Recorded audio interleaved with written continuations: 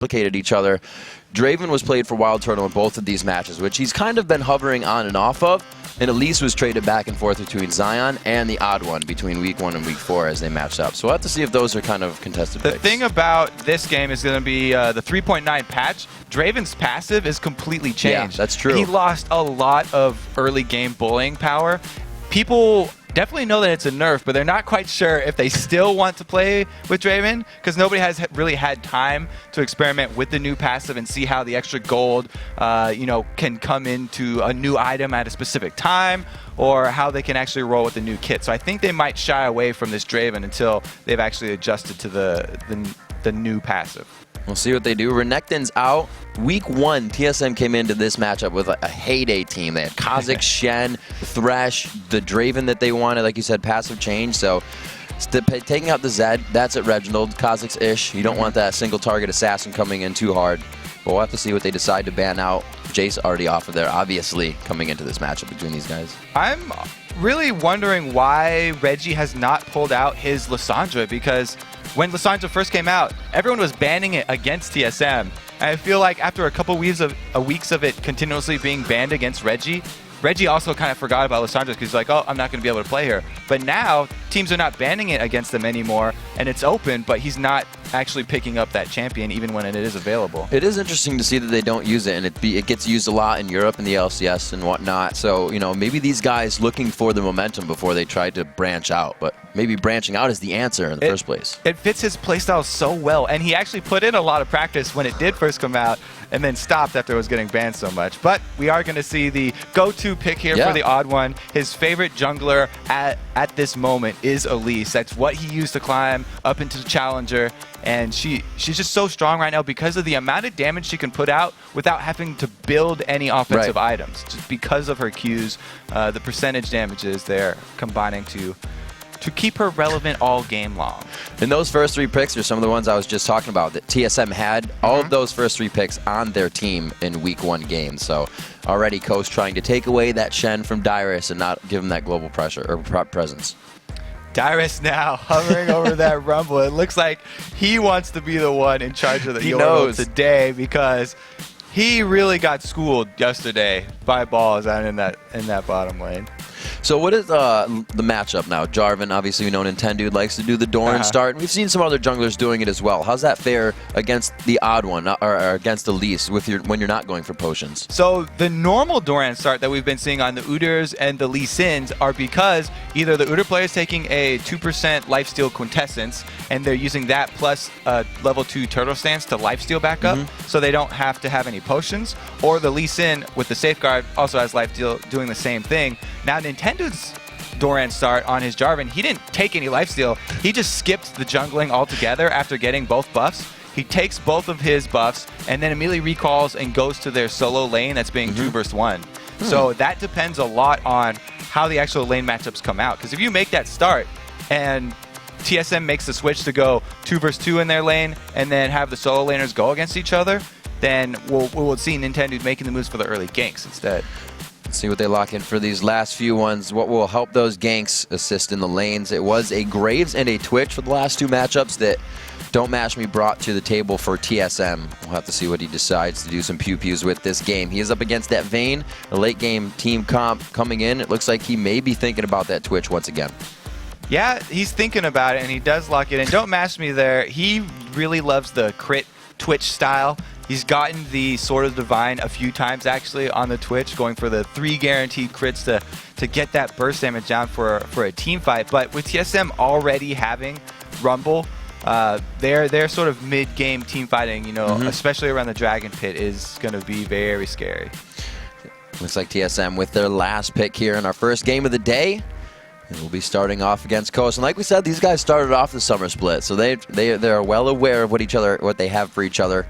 Each game has been watched diligently day to day, and the homework has been done. We're gonna see. I like the shifter on Ahri. Hasn't really been one of his top champions that he's brought out, but that champion pool is ever so big for him.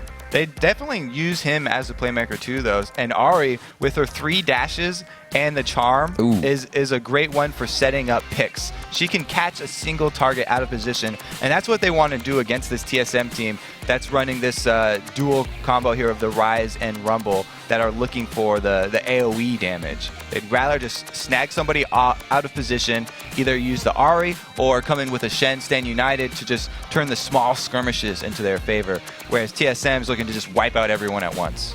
See if this works. With their late or game strategy lately, with Wild Turtle just farming off on the side, the composition they have can hold the siege at turrets quite well, so they should be okay if they get to that mid game without losing lanes too bad. And they do have Rumble, who's decent at wave clearing. We've heard Meteos talk about how he doesn't like Vayne mainly because she doesn't wave clear well until she gets something like a static Shiv, right, or gets much later into the game. So that is one of the weaknesses of that Wild Turtle split push. They just are trying to focus more of their farm on him, kind of like a double lift strategy there for CLG. So in a strategy like this, you have a Jarvan and a Shen. So when you go to gank that lane, you have hellacious amounts of crowd control. Do you focus Dyrus down and make sure Rumble only has an equalizer to fight? Or do you just kind of feel it out? Because nobody really knows what TSM is going to do lately. Well, you always have to be very careful when ganking a Rumble lane. Every time we see one, I restate this as a warning to all junglers. When you're going to gank a Rumble lane, you have to be very careful. Yes, because if he is in the danger zone, that 50% extra damage on his Flame Spitter is AoE, and it can bring both of you down, and it opens you up to being counter-ganked very successfully by the enemy team. And Odd One on Elise is definitely in the position to get there very quickly and rappel down in to turn the tides of that fight.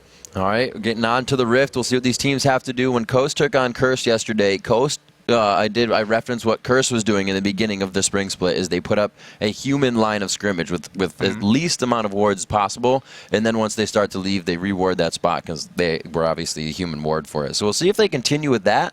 A lot of teams, towards the end of each day, it seems like they invade a little bit less and a little bit less. It's odd.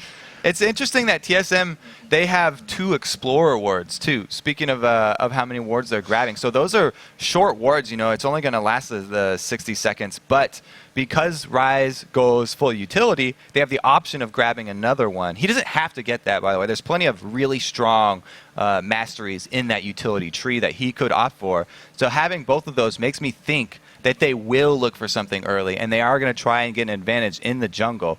Because not only do they have 2 Explorer wards, but they also have the possibility of grabbing someone with an early death sentence. And we've seen so many times how grabbing an early death sentence and First Blood like that can just continually just snowball an entire game.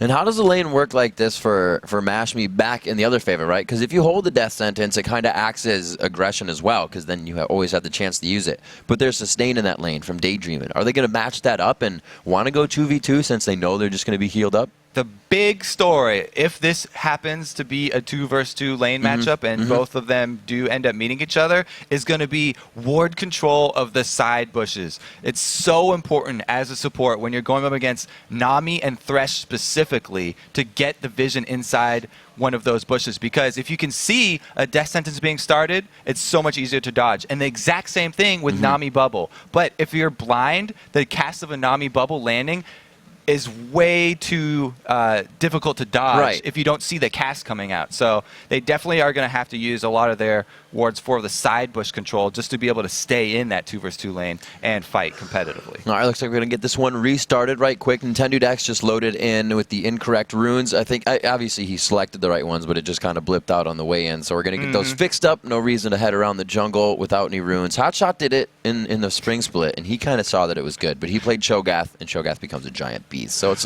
there's kind of that factor in there. We always bring up that point all the way back in the spring split when Hotshot went into the game with the no runes, and actually they won that game. They won that, so yeah. It's a viable strategy, I guess. Proven, 100% win rate. If you don't say anything, nobody's the wiser. Nobody's going to click on you and be like, wait a minute. That's a complete empty page. We should just gank that lane over and over again. Zion Spartan on your screen as they get themselves back in. Picks and bans are going to be the same thing as they go down. We're actually just going to get this locked in and not even have to worry about the bans. Yeah, look at Nintendo over here. I'm happy that he didn't go back and use another one of those unorthodox jungles because he's had so much success on this Jarvan. He's actually, what is it, the last like 3 games or something before that Gragas, he's been using the Jarvan very effectively, and especially with that Doran start that you talked about where he doesn't waste any money on consumables. He gets an early power boost from Doran's blade stacking, and it really shows in his ganks. A lot of what they do is, calculated by them. They're not trying to be gimmicky. It's just very high risk, high reward. Because if that risk gets, completely slaughtered in the beginning by the opposing team, that reward never really follows. That's always something I'm looking to do. I'm a very stingy person too. I don't like to buy too many pots or too many wards for people. I definitely always looking to cut those down. So I kind of like that stingy Nintendo style. And we got to remember, how far are we into the season now? We're talking about the spring split a little bit, but these guys are third time playing, which means they only play one more time. Yeah. Each team plays 4 times as you go through the spring split or summer split, and we're flying through this already. It's almost over. These teams are going to definitely have to start making these changes count if they've made them. And Coast already talked about the fact that they have never beaten TSM in the regular season. So it is actually a mental blocker for them and does add a little bit of edge for TSM. So it turns out Elise does find her way into the game, Coast versus TSM, for a third time. This one back into the hands of the Odd One. We'll have to see how they contribute with that in the jungle. Looks like TSM is actually going to be setting themselves up pretty wide across the map. Reggie prefers to have the spiders on his side. Yes. He won't have to deal with them ganking him from behind. And Nintendo did start with the Doran's Blade once again. So we'll have to see if they make the lane swaps to go for that 2 versus 1 and just send him as backup to sit there in lane and help Zion look for some extra farm, or if they actually do. Oh man, this is going to be an interesting interaction here with Dyrus. He is at the far end of the tri-bush though. This is probably the safest spot you can be. Nothing has been grabbed here for Shipter. He is waiting, so that charm could still be a possibility. We don't see anything as well onto Shen, so everybody's running in here with 0 abilities to level it up at that last second. And this is pretty much the textbook reaction as soon as they see the invade. On their red side, TSM goes in to lay down the counter wards, and both teams are going to have vision on the opponent's red side jungle. This is pretty much how the normal LCS games are going nowadays. Everybody invading red sides over and over again. So what does this ultimately provide? Is it safety for the lane, or just knowledge for the jungler? Kind of both the same thing? It's definitely a lot to do with knowledge for the jungler because of the importance of those buffs, and because both of these are very mobile junglers. They can get off to very early ganks. If you see them, the direction that they leave their second buff tells you a lot about what lane they're trying to go to, and then you can play accordingly. But it looks like we're going to have the red start here from Nintendo, actually taking away Odd One's red. And we will get the 2v1 lane setups. They are going to be able to grab that nicely. Xpecial doing what he could, but too little too late. So they make their way out with the red buff. Nintendo looks like he won't be getting any help at level 2. He'll be fine at that blue. And the lanes now to start. Oh, Xpecial is roaming. And Odd One has actually not opted to go counter steal Nintendo's red. Even though he saw Nintendo steal his, he's coming over to get the blue instead. And it's a funny rotation here, as Nintendo predicted that Odd One would actually steal his red. Now they're actually just both going to have 2 reds on Nintendo and then 2 blues for Odd One. Very interesting. I think that favors the Odd One here, because blue buff will actually speed up his jungle quite a lot on Elise, whereas red buff for Nintendo is not going to speed it up that much. And he's starting with that Doran's Blade. It's going to be very unhealthy in the jungle right now. Walking through a ward to this bottom lane. Looks like Dyrus will know. Kind of hug the top side of that wall to bait him in for a little bit, but also stay in a safe spot. Dodging out Aqua Prison. The top lane is pushing just about the same right now. Everybody trying to hold their own, and no pressure coming in from Jarvan just yet, except for the bottom lane. So Zion Spartan here is going to be pressured in the same thing that Dyrus is. So both junglers have the same idea, going for the 3 versus 1s instead of trying to defend this time around. So really it's just who can get the damage on the turret quick enough, and the advantage is in TSM's favor because the Odd One is running a range jungler, whereas Nintendo being melee, it's very dangerous for him to go in for those tower hits because Odd One's got Flame Spitter, or Dyrus has Flame Spitter on him. Dyrus just keeping near that silence range to overheat himself. Doing his maximum damage. Turret in the top lane taking a lot more damage here, Kobe, than that one in the bottom. TSM usually the one to grab that first turret, but it's everything slows down after that for them. It's like that's what they know to go for really quick, and then kind of stalls. It's the advantage of having a jungler that can change to a ranged form here, as Dyrus takes some extra harass, getting a little bit too far out from his turret. So they are going to be able to take this down. 4 minutes in, TSM, very TSM-esque. It's going Wild Turtle. No kills on the board so far, but it is going to be an 800 gold lead for that little buff back and forth, and that turret going down. And Vayne getting off to a good start like that is essential for their team. Dyrus, you could see, canceled his recall in the bottom because that turret went down top for TSM. He's waiting until Odd1 can arrive to support that turret so that they don't let Coast even up the gold. No Ahri in mid. We just saw Ship to go back. He buys 2 rings. Dyrus with a good bit of damage going down. Looks like he will be able to stay off on the backside. Is Expunge going to be enough? The true damage ticking, but it looks like he stays alive. Just so much turret aggro going back and forth, but they're able to get out and give it back to the minions. That was a beautiful flash from Dyrus to get out of the way of the Jarvan combo, and Reggie does get juked here. Oh, ring around the rosy. Daydreaming trying to make it out. He goes to the right. Reggie goes to the left. A high road and the low road have been chosen. Our second game of hide and seek this week in the North American LCS, and it looks like Daydreaming comes out ahead in this one. He gets out alive. Getting himself back to base. Trying to get to that sight stone soon enough. They know the pressure in these lanes is going to start to get heated now that turrets are falling down. Okay, so we got excited about the fact that Daydreamin pulled some sneaky moves there and tricked Reggie, but that's not to say that Coast came out ahead in that. That was making the best of a bad situation. Yes. That was a very bad failed 3v1 dive that cost them a lot of extra damage and free minion farm for the AD carry. Wild Turtle spent that entire time just farming up in the top lane, and they pushed the wave all the way down to the secondary turret of Team Coast.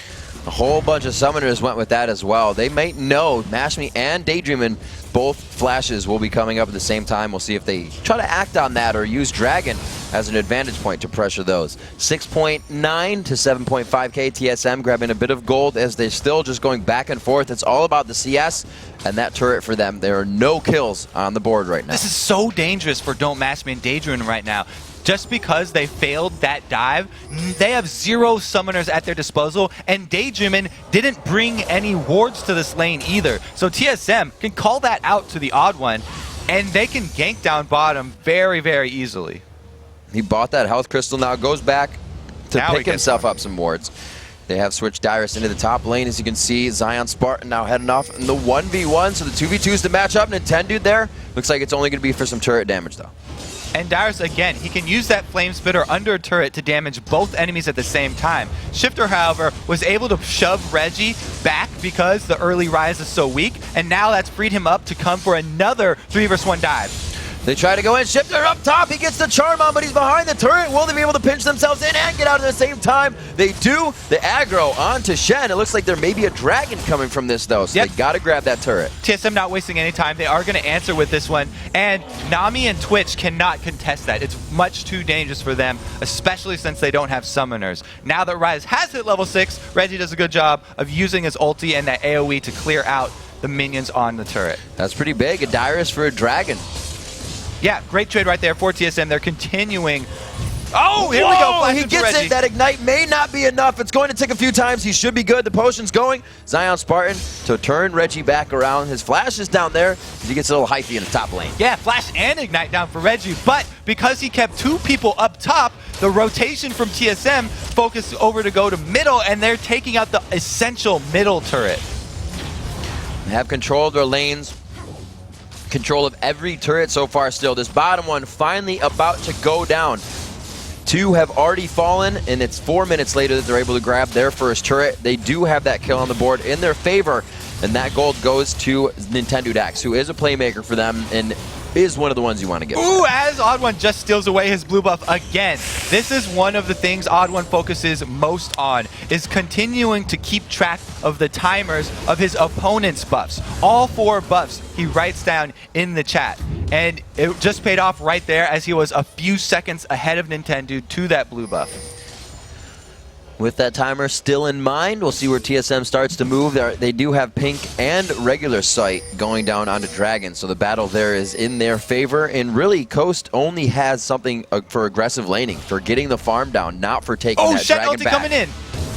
Shen on the bottom lane. Mashmi gets it. The taunt does land. Dyrus gets exhausted. They're using quite a bit to take him down. And he gets out. The Vorpal hits him right in the end. And Reginald on the backside is just going to have to hit some. That is a large cooldown, not going to be available though. And Dyrus, really, TSM have been switching him to always be in a 2 versus 1 or 3 versus 1 situation. So he has been kept down very well by Coast, just because TSM are always putting him on the off foot here. Odd1, able to secure his own buff. 4 blue buffs for Odd1 this game. He absolutely loves the cooldown, so he's going to take it again. 9 minutes and 40 in. He's racked up all of those, and really, it's going to be Nintendo X to start getting those plays in for his team. Everybody's starting to hit level 6, so we're going to see those big fights coming out. It's not Onyx Special yet, so TSM may be waiting for that to really engage on something. That was actually a much bigger win for TSM than you would think, because Wild Turtle has been free farming up top, and the Odd1 did get the golden experience from taking that blue buff. Even though they were trying to give it to Reggie, because Odd1 had already stolen Coast blue buff, at least they still retained the experience and gold from it. Not a lot of pressure being allowed from each lane. These 2v1s really allowed Team Solo Mid to do what they needed to, is get out of laning phase without too much pressure. They are down 2, but like you said, they want to get Wild Turtle farm. So they're going to kind of leave him where he was before, and hopefully he's not still in that slump that we saw, because he was before off in the lanes farming with Caitlyn or with Draven, but wasn't presenting in the fights. And what they need to do is have a special ward up the lane that they're going to leave Wild Turtle in, because he is very vulnerable at this point in the game. Boom. He hasn't even finished. They can hear you. Thank you. The Blade of the Ruined King. Once he does finish that, it actually adds a lot of disengage for Vayne, and she can be very slippery. But the range on the Cutlass is much shorter, and it's a bit harder to use. And we've actually seen when Doublelift played Vayne, it was actually against a Ryze, and he built the Frozen Mallet and whatnot. So different builds coming in for different people. We'll see what Mashmi decides to do. They're not using Ryze for split pushing, so different things coming in from every point. 11 minutes in here, 2 kills on the board, and still that 700 gold lead for Team Solo Mid. This is really reminiscent of what they used to do in the early part of the game. Nintendo X can't get there to help his lanes. Team Solo Mid is just going to kind of slowly do this until they find more mistakes. Yeah, the only lanes here that are staying where they were is Reggie at mid lane and Shifter at mid lane. Still, just going about even here, just Reggie a little bit down in CS because of the roaming that he's been doing and trying to come in and shore up those towers. Reggie going back. He has a good amount of gold on him. Picks up almost that rod. That is going to be stacking up soon. We're only 12 minutes into this game. Not seeing too many core items yet, except for the junglers who have been making those moves for themselves. Pressure here on the mid lane. It's only Dyrus. He's going to get some help from Xpecial. TSM is doing a great job at making sure they're at a turret when it needs to be guarded and really spreading themselves thin, but keeping enough power where they need it. Coast right now are trying to bait in TSM for the next Stand United. It just became available again, so Zion Spartan can use his second one. The only thing that Zion has to be aware of right now is the condemn from Wild Turtle. So he does have to get out of range, unless we have the sneaky Don't Mashmi trying to make his way in.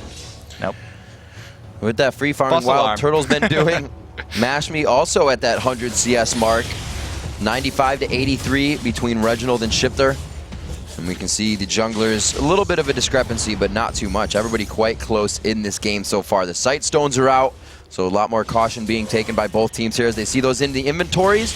Maybe even see the oracles a little bit earlier too with its recent change.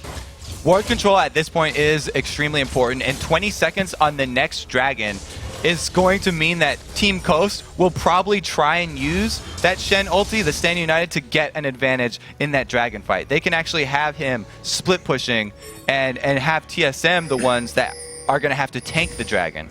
They finally got that Sunfire Cape finished up onto Shen, so even more split pushing happiness for him. Odd1 getting bubbled up, takes a little bit of damage there. They go on to Mashmi. He's the first one towards the fight, and he gets taken out. And that was through the Stand United shield, so they just blasted him before they even had a chance for Shen to get there. This is huge for TSM. And that really wasn't a pink ward. They were able to grab that on regular sight. Daydreamin gets hit. The equalizer cuts off the team, and Daydreamin back entrance into the fight. They're able to take and answer back. Now a 2-2. Very low health on the Nintendo X as well. He's able to get out of the fight, and they turn the tide back onto Zion Spartan, who was able to make it down. And it looks like he is going to be chased. Nintendo X makes it out. Zion may just hang out for the party. But Wild Turtle's not here, and now Odd One's actually in trouble because Zion is so strong. He skipped Boots to go for Sunfire. Oh, he's overheating right now. Zion, Sunfire Cave doing a bit of damage. Odd One to come back. The Repel coming in. Where's the Q? It's going to be the Flame Spitter from Dyrus. Looks like Dyrus burns hotter than Zion Spartan right there.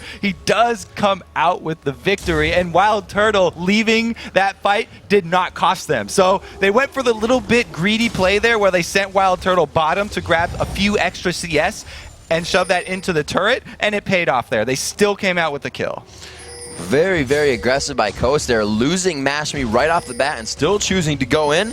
I like it. They're going to get this mid turret off it as well. And Dragon still stands.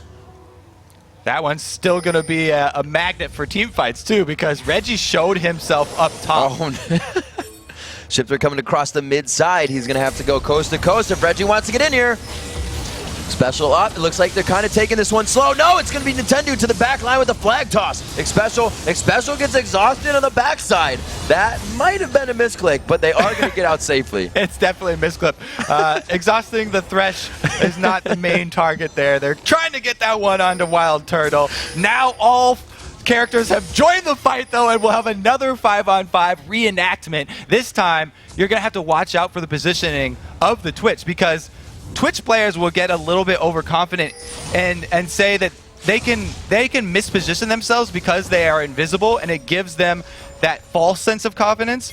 Fighting around Dragon, though, where pink wards are littered everywhere, opens you up to being picked out like that and can cost you dearly. And these fights for Coast are kind of scary. Obviously, Shen's going to be split pushing and Stand United down right now, so he's near the team, but no boots on Shen, no boots on Ahri, which is a bit safer because of that ult. But look at the team. You have that Scrap Shield Rumble chasing you, Wild Turtle on Vayne passive chasing you, and it looks like they're actually going to be engaged on this fight. Shifter is going to be in the front. The equalizer goes down the backside. A really nice disengage. They ride the wave on the backside, and it looks like, again, they stall out the Dragon. It's at 50% life, but TSM still don't want to try and go for that one. Equalizer being down is huge. Now that it's reset, they're going to try and finish this one. They're able to keep that HP down. He doesn't get the expunge. They're able to get the execute and smite.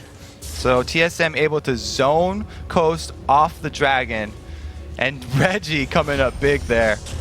Blue buff Rise extremely scary at this point, with everybody being so low health, even Equalizer being down and only getting a few ticks there on Ahri and then a few ticks on Zion. They are able to grab the objective finally.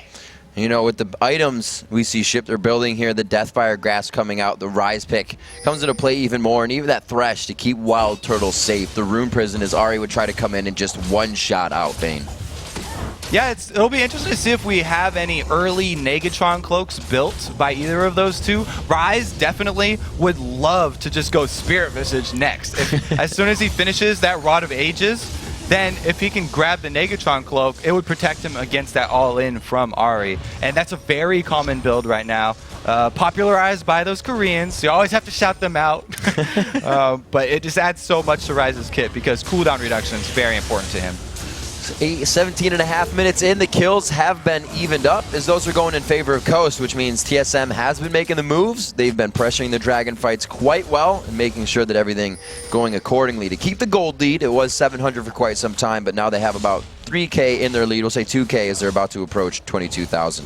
2-2 in turrets, so they've evened that up against TSM, who we know to be a formidable team at dropping turrets and wanting that at global gold really fast. And it's an interesting difference between the AD carries and how they've spent their gold. I talked about Don't Match Me loving the crits for Twitch, and he's definitely stayed true to that style where he's going for the Infinity Edge, whereas we have Wild Turtle talking about that duelist Vayne that he likes to be the split pusher now for TSM, and he's gone Blade of the Ruin King for that chasing ability or the disengage. Aegis almost filled out here for the magic damage coming in from Coast. That's going to be a huge huge thing coming into the fight fights for Auras. Now, it seemed like a lot didn't happen in the last 40 seconds, but that was actually a big win for TSM because they had Audwin and Special shove this bottom lane into turret, so Coast lost a lot of experience at that turret as all the minions were just throwing their lives up against this turret and dying over there and being wasted, while 2 members of TSM could fend off this 4-man team of Coast that are wasting a lot of time in the middle there. And that's the power of these dual AoE AP mages that they are running. Gonna try to stop down onto Wild Turtle here. He could be... Uh-oh. Yeah, he knows what's coming. He knows he's getting hunted. He's in a whole lot of trouble. Actually, he's safe because he still has that turret behind him. Dyrus, walks into the bush. He throws down the equalizer, flashes the flag toss, but he's going to go down. They could actually start a fight off of that, though. Reginald able to catch Nintendo. He is definitely going to get taken out. Mash Me. They have Shen coming in, but he gets taken. He gets hit right away with the Blade of the Rune King. Oh! They burst down Reginald. They had no idea what happened. Not even a chance to breathe there. Wild Turtle's fending off 4 members of Coast by himself, but they say, wait a minute, it's just a Vayne. Finally turn around and take him out. And Onwa now comes in from the base there. That is very unfortunate for TSM. If he would have come to that team fight, I was going to say they could fight off of the back of Dyrus, getting his equalizer off before dying. That's still a lot of damage because he landed a good equalizer. But we saw the difference there in the aftermath where Reggie has gone for the spell penetration boots and a blasting wand instead of that Negatron cloak that we talked about that could build into a Spirit Visage. So he's trying to upgrade that the tier first, and it definitely cost him right there as he got blown up. He's getting blown up, Kobe. The plays Coast are trying to make right now, getting themselves in the jungle. They have no wards to be worried about when they were in there. And TSM, I wouldn't say getting complacent, but I feel like they do know they're ahead and they aren't making the moves necessary. Odd One, though, trying to make plays for the team, knows they need to get something back off of these and start adapting to Coast, adapting to their strategy. Yeah, he was trying to make something happen here. And he has to be careful because there's a minion on him following. Oh my so word, Team Coast damage. are aware of So this much. one. Because they saw the minions following Odd One, and he made a beeline straight for that Baron. So now they're going to fight. Nami ult is down. That's a big disengage and a lot of damage they would take without being able to answer back to Baron. No Stand United it's going either. to go down. They get the smite. They're going to have to fight this. They turn there, but nobody's there to gap close with Nintendo. He just says, let's party in Cataclysm, and then you guys can go. So now all the people, if they were criticizing Reggie for the earlier fight where he bought offensively instead of buying Negatron Cloak, you can give him credit for that last call because that was 100% Reggie going into the Baron and even starting it up himself, making the entire TSM act as one. And you can see in action right there the difference between a TSM that is focused and following the calls and a TSM that is confused and not making the decisions crispy like that. Crispy? Crisply. Crispy decisions, making it happen.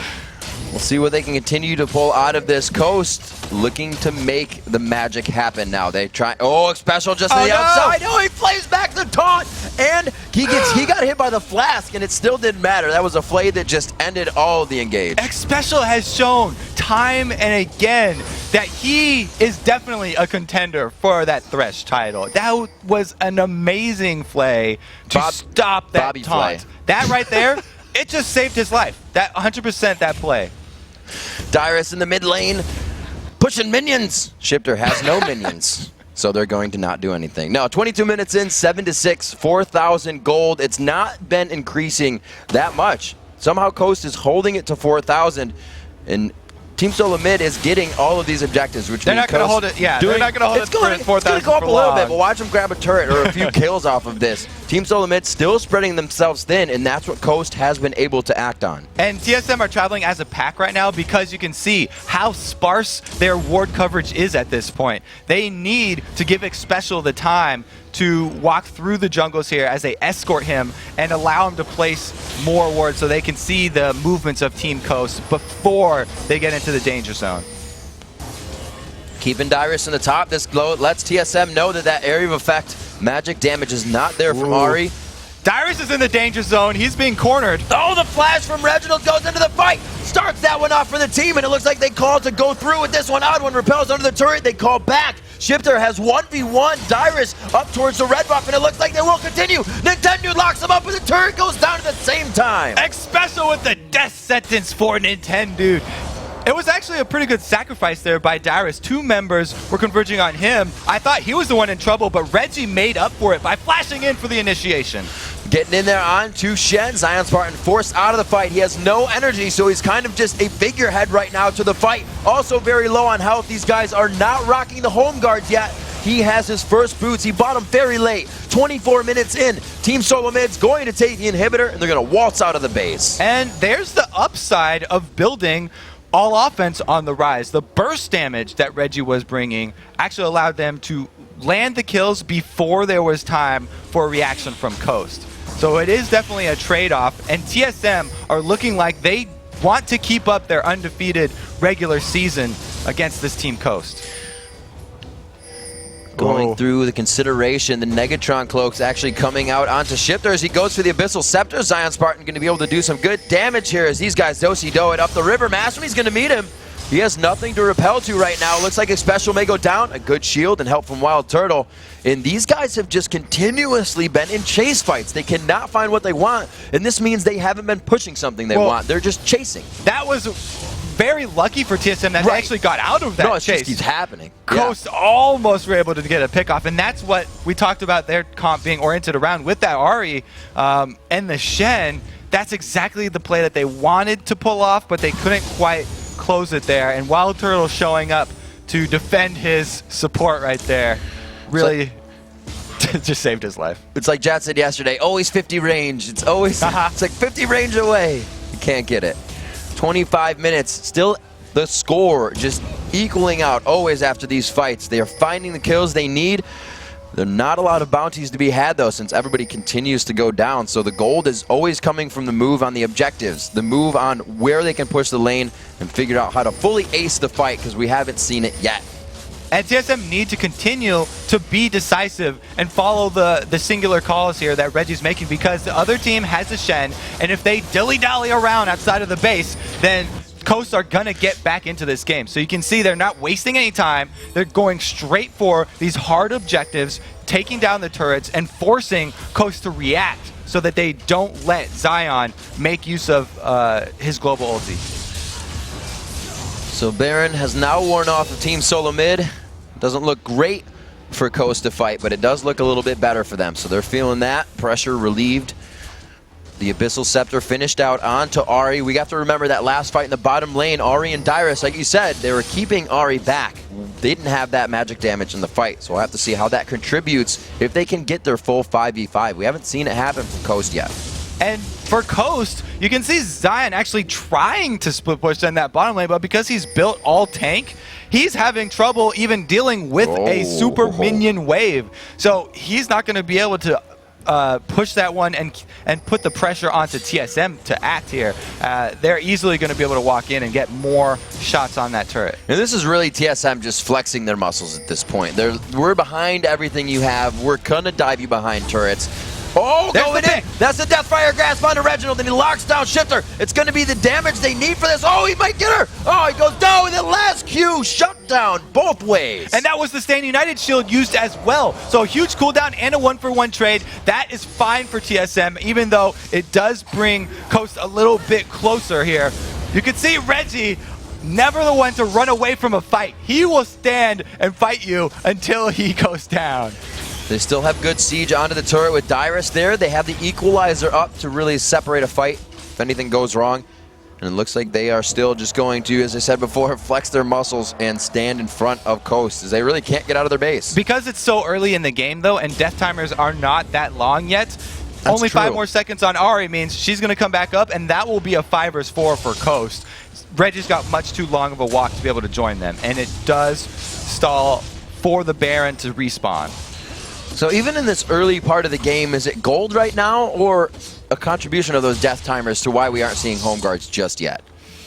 It's both, really. I mean, it's a bit early in the game to spend all that money on just a boot upgrade. Especially when it kind of Team Coast would definitely be considering now, anytime you get pushed to your inhibitor turrets is the time where you start thinking about buying those. TSM, it's not even in their thought process yet. Oh, no. But Team Coast, definitely thinking about that one. So you can see some of the boots being upgraded to level 2, and that's just the first step to get to that home guard.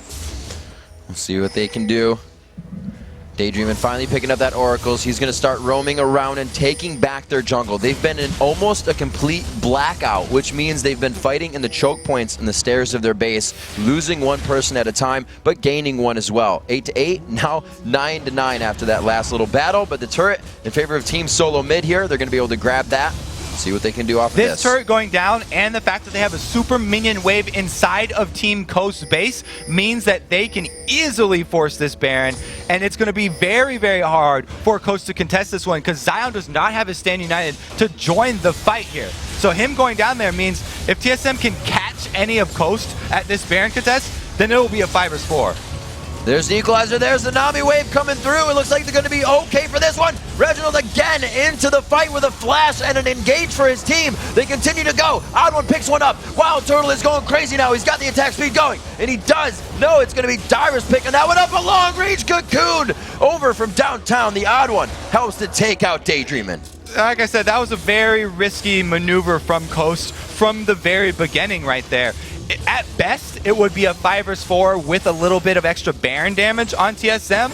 But as I said, TSM, they grabbed the pick and they turned that one very easily, even after burning down Baron. So TSM working on the inside of the base. Still, those low timers may thwart them off here, but it's very much so been a TSM slow and steady game, playing very smart and very strategically here. The Nexus turret's in their eyes. It looks like for the 3rd time on the summer split, they will be able to take down Coast, unless Nintendo has something to say about it. He just got silenced there. Nothing else to say. They don't want to hear what he has to say. Here we go. Day 2, 6-1 TSM versus Coast. Looks like TSM gets the Nexus to 50, has an easy way down from there, and they're able to take down the Nexus for a win. Special typing a little GG well played there at the end. You can see quick fingers. Want to get that one out before the victory screen pops up. This is a very well played game by both teams. TSM was just, that was a really, I guess, a perfect game that we can say of to go back and look at of when you win a fight, being able to do something after it, because the